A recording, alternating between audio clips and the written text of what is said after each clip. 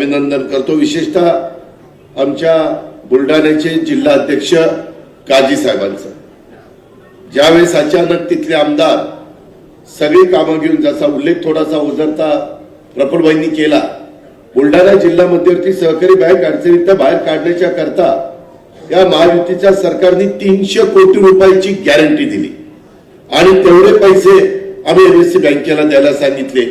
का तर आमच्या बुलढाणा जिल्ह्यातल्या शेतकऱ्यांची आर्थिक नाडी म्हणून माझ्या बुलढाणा जिल्हा बँकेला ओळखलं जातं। ती बँक पूर्ण सुरू व्हावी ही चांगली भावना एक शेतकऱ्यांचा प्रतिनिधी, शेतकऱ्यांचं सरकार म्हणून आमच्या सगळ्यांच्या मनामध्ये होती। आपण ते केलं, परंतु नंतर मात्र तिथले व्यक्ती आपल्याला सोडून गेली। कुणाला द्यायचं, काय द्यायचं, अनेक उमेदवार होते। आम्ही काजी साहेबांना विचारायचो, काजी साहेब काय केलं पाहिजे, तुम्ही जिल्हा अनेक वर्ष सांभाळताय। काजी साहेबांनी मनोजचं नाव सांगितलं। तिथं तोताराम कायंदेंचे चिरंजीव ते देखील इच्छुक होते। खेडेकर साहेब ज्यांनी शिवसेनेकडनं उमेदवारी लढवली तेही इच्छुक होते, आपल्याकडे आलेले होते।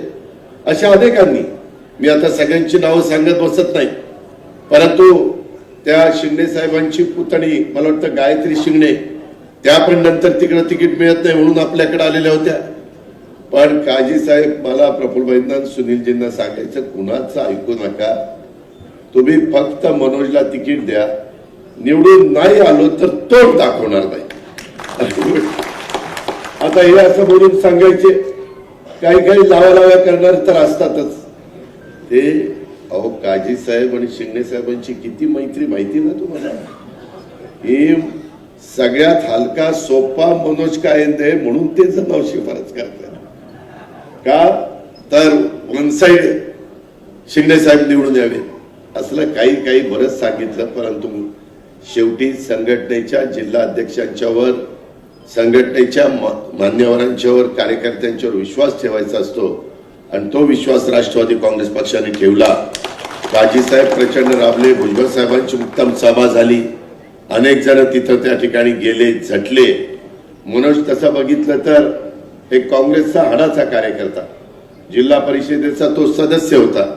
मी बाकीचं पण त्यांचं बॅकग्राऊंड सगळं समजून घेतलं आणि खरोखरीच काही काही कार्यकर्त्यांच्यावर ज्या पक्षामध्ये काम करत असतात तिथं अन्याय होतो, तशा प्रकारे मनोजच्या बाबतीमध्ये घडलं आणि मनोजनी मनापासून तिथं स्वतःचं पाठीमागचं असणारी काम आणि राष्ट्रवादी काँग्रेस पक्ष आणि एकंदरीत आपण महायुतीच्या सरकारच्या माध्यमातून गेल्या अर्थसंकल्पाच्या नंतर केलेल्या योजना, त्याही गोष्टीचा फायदा आपल्याला सगळ्यांना झाला। आता परवाच आम्ही सगळेजण काही